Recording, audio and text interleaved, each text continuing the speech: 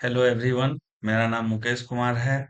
मैं civil engineering department में government engineering college में असिस्टेंट प्रोफेसर हूँ वर्तमान में।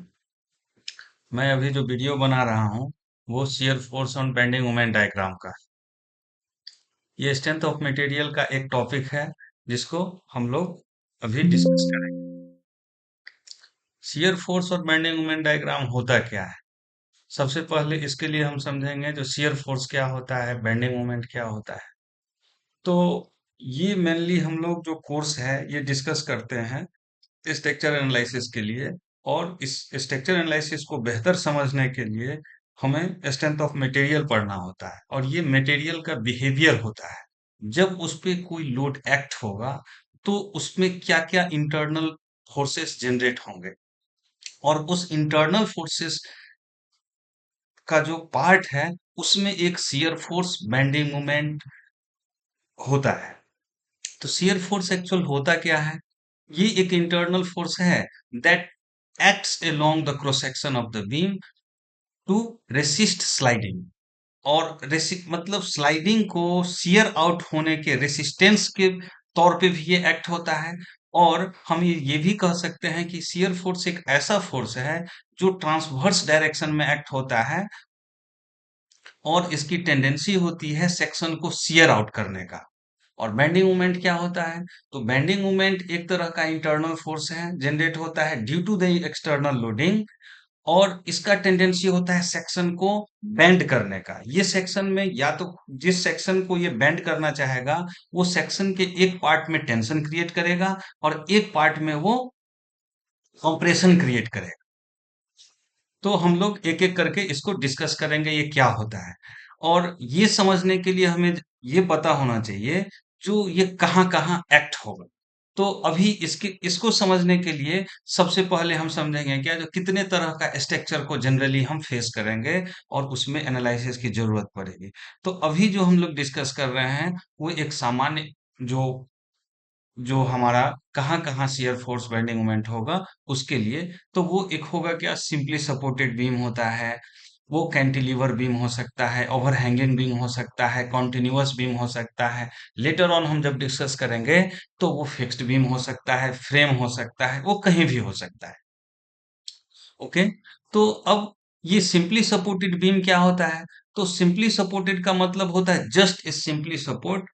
मतलब क्या, उसका जो सपोर्ट होगा वो सिंपली सपोर्ट होगा। मतलब सिंपली सपोर्ट होने का मतलब है क्या, जो यदि एक्सटर्नल लोड बीम पे लग रहा है तो उसके सपोर्ट जो रिएक्शन प्रोवाइड करेंगे वो मतलब एक एंड पे जो होगा जहां पे पिन सपोर्टेड है वहां पे सिर्फ हॉरिजेंटल और वर्टिकल रिएक्शन रिएक्शन वो प्रोवाइड करेगा। और जहां पे रोलर सपोर्ट है वहां पे वो हमके क्या देगा, सिर्फ वो वर्टिकल रिएक्शन प्रोवाइड करेगा। सेम यदि सपोर्ट हमारा फिक्स्ड है तो फिक्स्ड में तीनों तरह का रिस्ट्रेनिंग प्रोवाइड करता है, वो तीन तरह के डिफॉर्मेशन को रिस्ट्रेन करता है, हॉरिजॉन्टल, वर्टिकल और रोटेशन को। तो अभी हम लोग सिंपली सपोर्टेड में तो सिर्फ वो पिन सपोर्टेड पे वो एक्ट होगा। उसका जो सपोर्ट होगा सिंपली सपोर्ट में वो या तो पिन सपोर्ट होगा या फिर रोलर सपोर्ट होगा। और इस बीम पे कितने तरह का लोड हो सकता है? पॉइंट लोड हो सकता है, यूनिफॉर्मली डिस्ट्रीब्यूटेड लोड हो सकता है, यूनिफॉर्मली वेरिड लोड हो सकता है, मोमेंट कंसंट्रेटेड मोमेंट एक्ट हो सकता है।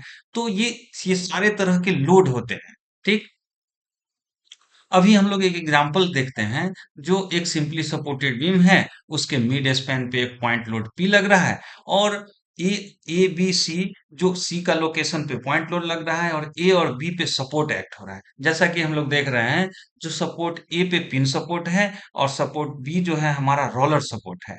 तो पिन सपोर्ट का नेचर क्या होता है, वो रोटेशन को प्रिवेंट नहीं करता है, वो सिर्फ हॉरिजेंटल और वर्टिकल रिएक्शन को प्रिवेंट करेगा, मतलब रिएक्शन प्रोवाइड करेगा।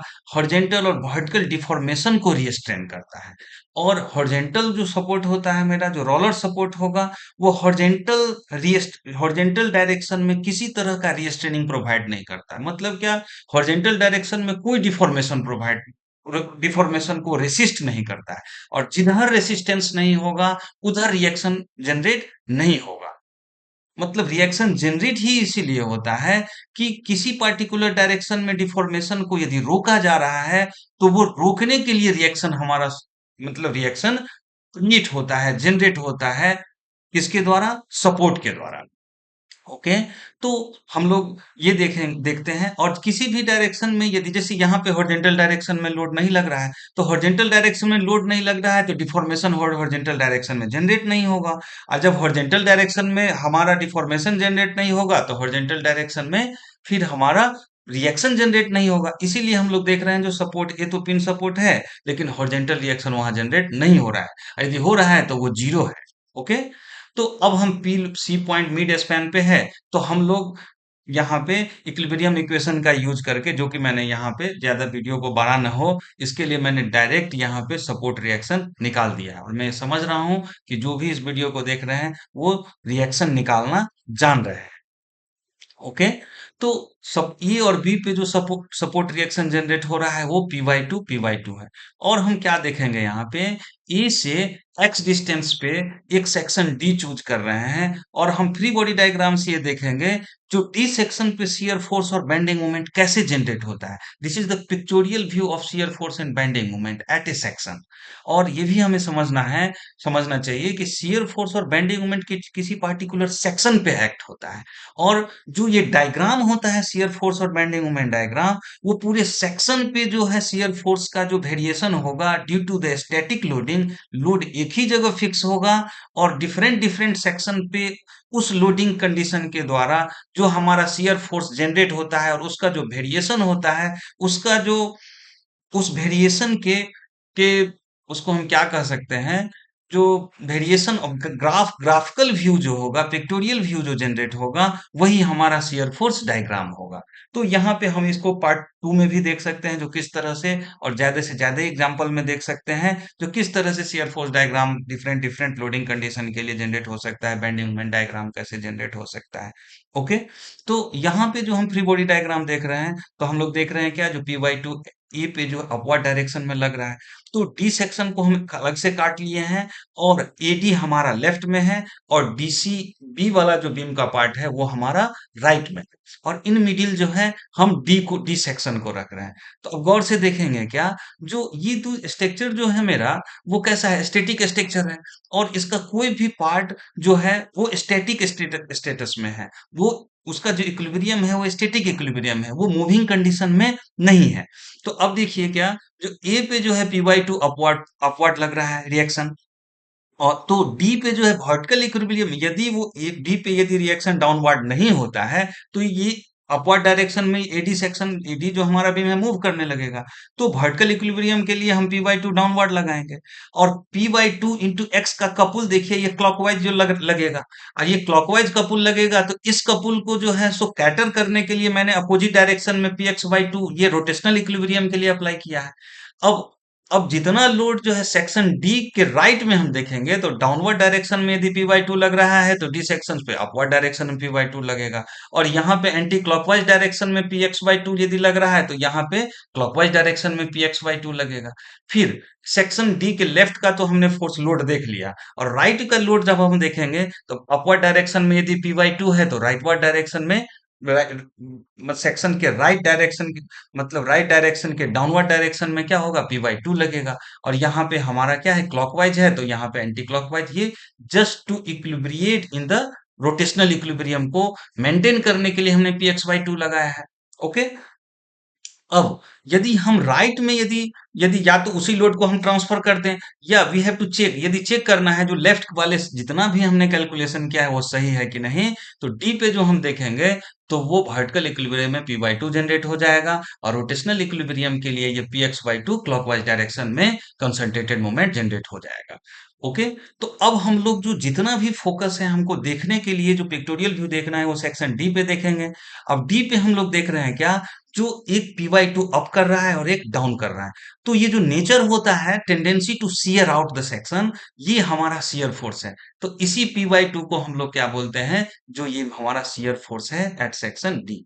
तो हम लोग क्या कर सकते हैं, shear force at section D हमारा क्या है, पी बाई टू है। और बेंडिंग मोमेंट को देखिए क्या नेचर है px/2 का, वो सेक्शन को क्या कर रहा है, बेंड करना चाह रहा है, और लोअर सेक्शन में क्या कर रहा है, टेंशन, और अपर सेक्शन में क्या कर रहा है, कंप्रेशन कर रहा है। तो the bending moment at section at D is px/2। Sign convention आप कुछ भी ले सकते हैं, एक को यदि पॉजिटिव लेंगे तो दूसरा हमारा क्या हो जाएगा, नेगेटिव हो जाएगा। तो हम जनरल को जो साइन कन्वेंशन रखते हैं, जो काफी स्टैंडर्ड बुक को देखने पे आपको मिल जाएगा, वो लेफ्ट और राइट डाउन, लेफ्ट अप और राइट डाउन का जो शियर फोर्स का डायरेक्शन हम लोग लेते हैं वो पॉजिटिव लेते हैं, और ठीक अपोजिट लेफ्ट डाउन जो हमारा जो होगा, राइट राइट अप हो जाएगा, और लेफ्ट सेक्शन जो अप हो जाएगा, ठीक है, डाउन हो जाएगा, तो उसको हम लोग क्या बोलते हैं, निगेटिव शेयर फोर्स। तो यहाँ वाले को हम लोगों ने जो लिया है वो पॉजिटिव शेयर फोर्स लिया। और बेंडिंग मोमेंट का क्या है, जो सैगिंग जो होगा हमारा होगा, यहाँ पे हमने उतना मेंशन नहीं किया है क्योंकि वीडियो बड़ा नहीं हो जाए, क्योंकि ये जो वीडियो मैं बना रहा हूँ वो नाइटर का जो एक टास्क दिया गया है उसके लिए मैं बना रहा हूँ, तो वीडियो ज्यादा बड़ा भी नहीं हो, ये भी मैं ध्यान रख रहा हूँ। और इस वीडियो को यदि कंटिन्यू रखना होगा तो लेटर ऑन पार्ट 1 2 3 करके हम इस चीज को कंटिन्यू कर सकते हैं। तो बेंडिंग मोमेंट को हम लोग देखिए, जो कैसा कैसा नेचर है, वो सेक्शन को बेंड करना चाह रहा है, और एक सेक्शन में क्या कर रहा है, लोअर सेक्शन सेक्शन के लोअर पार्ट में वो टेंशन क्रिएट कर रहा है, और अपर पार्ट में क्या कर रहा है, कंप्रेशन कर रहा है। This is the sagging. तो ये सैगिंग जो हमारा होता है बेंडिंग मोमेंट में, उसको हम जनरली पॉजिटिव लेते हैं। और यदि हॉगिंग रहेगा, सेम अपोजिट बिहेवियर होगा, अपर पार्ट में वो टेंशन क्रिएट करेगा, लोअर पार्ट में कंप्रेशन करेगा। तो इस तरह के बेंडिंग मोमेंट को हम लोग क्या बोलेंगे, निगेटिव बेंडिंग मोमेंट बोलेंगे। हमें लगता है जो हम लोग जो कम समय में जो हो सकता है वो शियर फोर्स को और बेंडिंग मोमेंट को समझ पाए हैं। Thank you, happy learning. और हो सके तो इस वीडियो को लाइक शेयर एंड सब्सक्राइब कीजिए।